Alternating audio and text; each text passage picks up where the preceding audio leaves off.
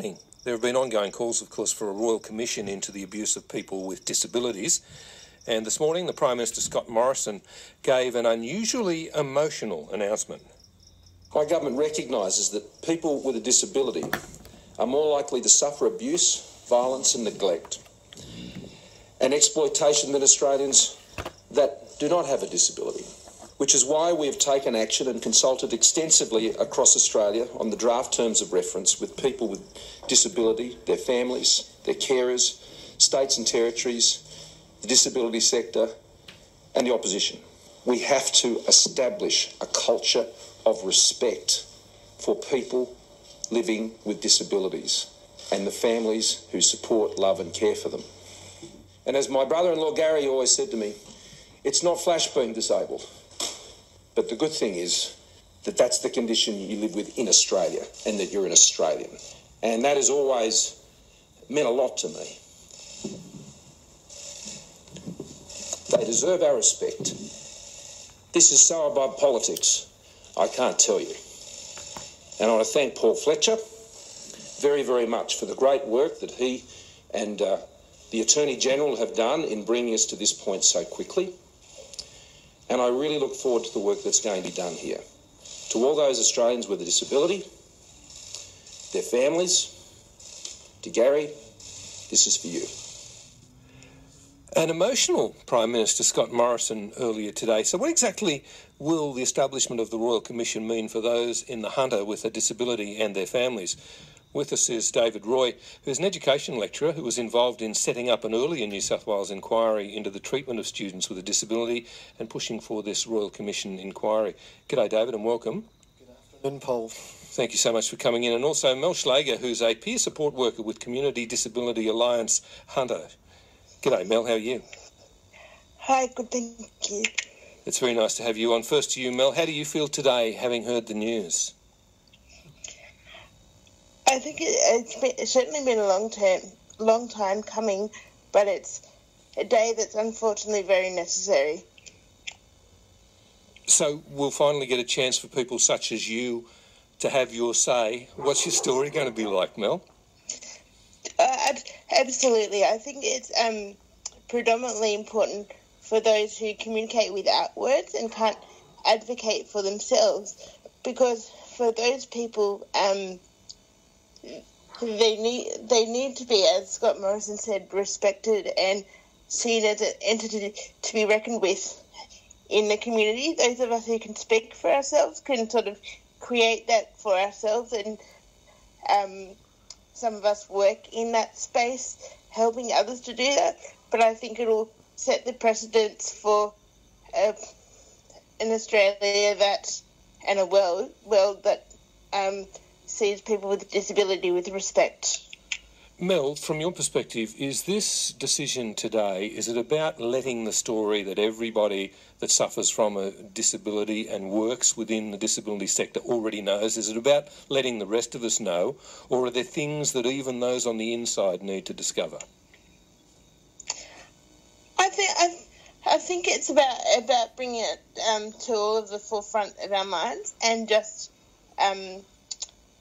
remembering that it is something of great importance and necessity that we as a community need to be aware of, so that people can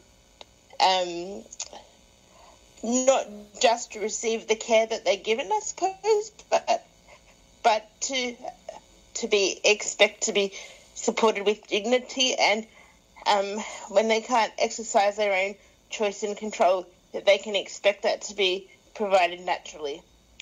David, you've been calling for a Royal Commission for some time now. Do you think it'll cover everything that it needs to? I mean, that's the intention, of course, with a Royal Commission. I am hoping that it does. There are one or two still concerns coming through from even looking at the lovely terms of reference, which I actually have in front of me here. What it really hoped to lead to is not just creating a new culture of respect, which, as we're talking about, and giving a voice to those who need to share their stories or have not had a voice and had that denied, but it also needs to lead to systemic change so that the very institutions, many run by government organisations, as well as the private institutions and the individuals, change so that more than just respect that people with a disability, disabled people, depending on how you like to self-identify, are just seen as people and treated the way that we all expect to be treated. All right, the timing of the calling for the Royal Commission, should we just put that out of our minds, put that to one side, or should we be sceptical about that? Listen, I've been talking with people today about the timing, and you could say, look, there's a political timing. It's to take away from what was happening yesterday with the Labour response to budget, or to clear the decks for the election, which is what I hope it was, so that it's in place. It doesn't matter. The fact is it is now in place. We don't have to another 4 weeks to maybe even 8 weeks waiting to see what will happen, who would be appointed.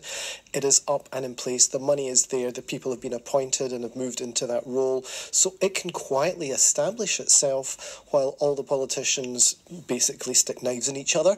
And then we can move forward in 2019 to start to see justice, to start to see representation, honesty, and a sense of healing to this nation for the damage that's been happening for decades. All right, the stories we heard from the inquiry into the institutional response to child abuse, it was quite horrific, of course, what we had to read our way through day after day. Are we going to get the same shock when the stories from the disability sector are known to us all? We're going to get the same shock. We're going to get more stories of abuse with adults, with old people. We're going to have sexual abuse. We're going to have physical abuse. We're going to have babies. We're going to have toddlers. We're going to have it happening not just in institutions and homes. We're going to have it happening in schools, because we know those stories. They've already been out there for some of them. My one concern, and I've been talking to individuals in Canberra today about this, is that there is no statement yet in this document whether or not people who have had settlements, which have confidentiality agreements, will be able to share their stories. Because many times institutions with lots of money, when they're being taken to court because it goes legal, they settle.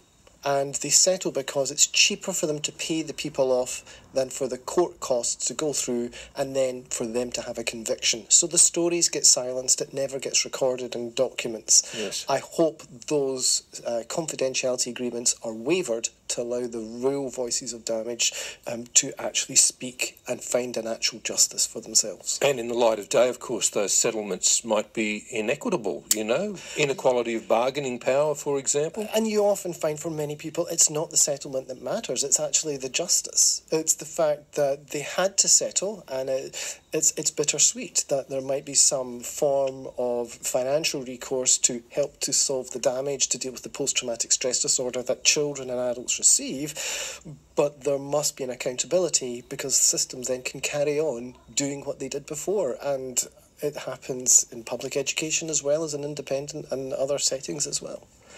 Mel Schlager, as well as having a disability yourself, of course, you're a peer support worker. Has this been a hot topic of discussion within your circle of friends, and what sort of things are you hearing? I think I can draw there both on professional and personal experience, and I think that it's something that we've all been aware of for a long time, and it's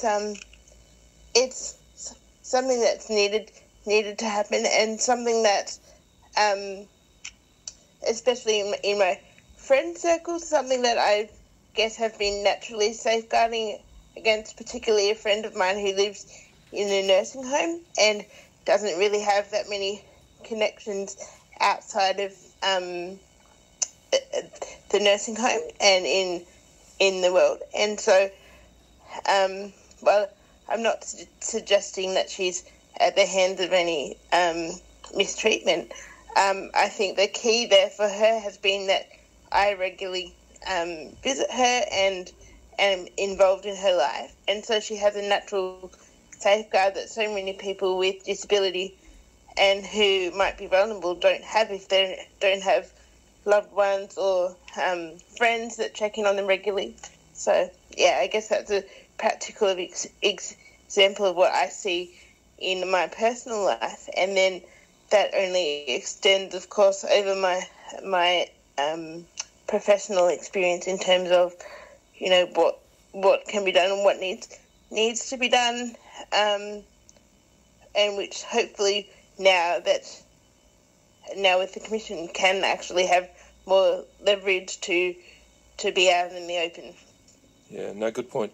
Mel, I guess the other thing that we need to consider here, this is probably a two-edged sword, because not only have we got now an opportunity of freedom to tell these stories, but we're asking people to relive those memories that may be hidden for good reason. So is that going to be daunting for some people?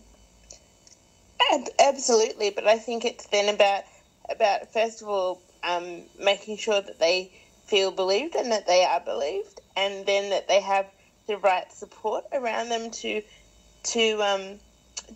be able to articulate those stories and to be able to get to the bottom of things, and for them to feel confident that they deserve to be sharing their story and that it should come to light.